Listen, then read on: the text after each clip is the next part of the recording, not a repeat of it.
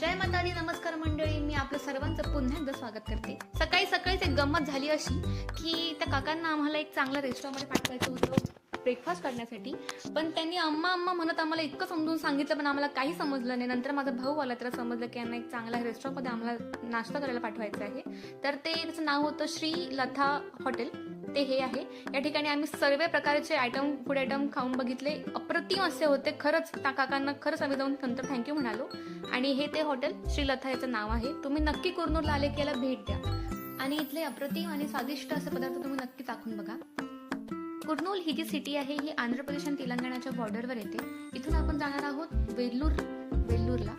Actually यांचे नाव घेता घेता माझी बोबडीच वळते. वेल्लूरला एक छान असं गोल्डन टेम्पल आहे, महालक्ष्मी मातेचं मंदिर आहे. आणि आज फॉर्च्युनेटली मार्गशीर्ष महिन्यातला पहिला गुरुवार आहे.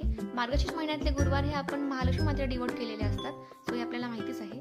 हे आहे Sripuram golden temple. Main entrance gate जे खूप अप्रतिम होतं. आणि त्याच्या बाहेरच असे माळा विकायला होत्यात, ज्वेलरी वगैरे. आणि त्यानंतर इथे छान असे फुलं वगैरे होते. लोटस जे महालक्ष्मी मातेचे फेवरेट आहे ते होतं. ही माझी मम्मी आहे जी नुसती तुरु पळत आहे इकडे तिकडे, बिलकुल थांबायला तयार नाही आहे.